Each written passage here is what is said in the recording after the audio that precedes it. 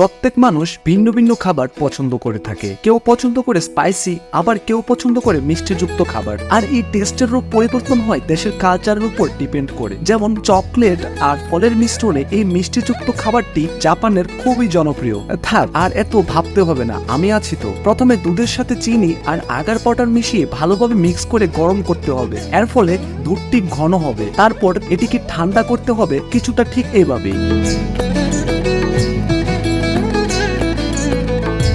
এরপর একটি পাত্রে নিয়ে, অর্থাৎ আপনি যে কাঠামোর আকৃতি দিতে চান সেই কাঠামো অনুযায়ী নিয়ে কিছু সময় রেখে দিতে হবে। এরপর আপনার পছন্দ মতো ফলের লেয়ার মিক্স করতে পারেন। যেমন আমি এখানে দিচ্ছি স্ট্রবেরি আর কমলা। তারপর আবার একটু দুধের লেয়ার দিয়ে এখানে আরেকটি ফল দিতে হবে। আমি এখানে ব্যবহার করছি কিউই, কলা আর স্ট্রবেরি। এরপর আরেকটু দুধের লেয়ার দিতে হবে। এরপর আবার কমলা আর কলা দিয়ে আরেকটি লেয়ার তৈরি করে নিতে হবে। সবশেষে এটিকে ঠান্ডার জন্য ফ্রিজ করতে হবে। বেশিরভাগ সময় 1 ঘন্টা রাখলে হয়ে যায়। ফ্রিজ হয়ে গেলে আলতো করে এভাবে কাঁচির সাহায্যে চারদিক কেটে ঢেলে নিতে হবে, ঠিক কিছুটা এইভাবেই।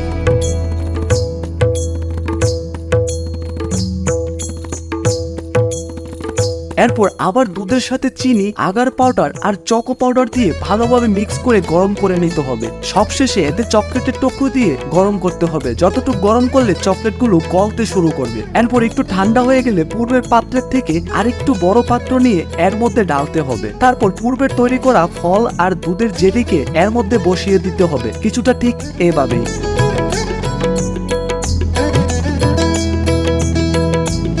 এরপর চকোলেটের সেই লিকুইড দিয়ে এটিকে ফুলফিল করতে হবে। সবশেষে এবার ফ্রিজ করতে হবে মিনিমাম 1 ঘন্টা। এরপর ঠিক এভাবেই তৈরি হবে সুস্বাদু চকোলেটের সাথে একটি হেলদি বিকেলের নাস্তা। কমেন্টে জানাবেন আপনার মতামত।